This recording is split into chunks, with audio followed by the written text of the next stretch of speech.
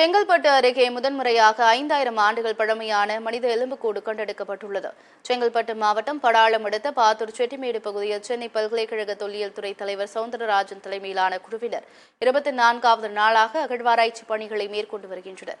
இதில் முதன்முறையாக கற்காலத்தைச் சேர்ந்த ஒரு குழந்தையின் எலும்புக்கூடு கண்டெடுக்கப்பட்டுள்ளது. இந்த எலும்புக்கூடு சுமார் 5000 ஆண்டுகள் பழமையானது என்றும் முதன்முறையாக குழந்தையின் முழு எலும்புக்கூடு கிடைத்துள்ளதாக தொல்லியல் துறை அதிகாரிகள் தெரிவித்துள்ளனர். மேலும் இந்த பகுதி கீழடியை காட்டிலும் பல ஆயிரம் காலத்திற்கு முந்தியது என்றும் குறிப்பிட்டனர். மேலும் அகழ்வாராய்ச்சி மேற்கொள்ளப்பட்ட பகுதியிலிருந்து சிவப்பு, கருப்பு, நழுவப்பட்ட பாத்திரங்களின் பானை ஓடுகள், பண்டைய கீறல் உள்ள பானை ஓடுகள், சுட்டமண்ணால் செய்யப்பட்ட காதணிகள், இரும்பால் செய்யப்பட்ட வில்லின் முனை என ஏராளமான பண்டைய கால பொருட்களை எடுத்துள்ளனர்.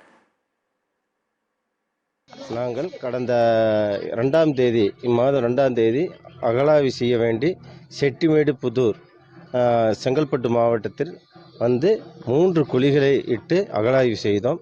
அது பல்வேறு காலகட்டங்கள் மக்கள் வாழ்ந்த அவர்கள் பயன்படுத்திய பழங்கால பொருட்கள் கண்டுபிடிக்கப்பட்டது.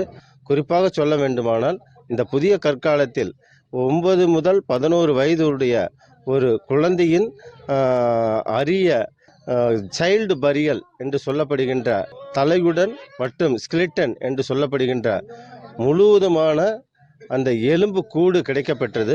இது முதலாக தமிழகத்தில் எங்கள் துறை பழங்கால வரலாற்று மற்றும் தொல்லியல் துறை சென்னை பல்கலைக்கழகம் முதல் முறையாக கண்டுபிடிக்கப்பட்டது.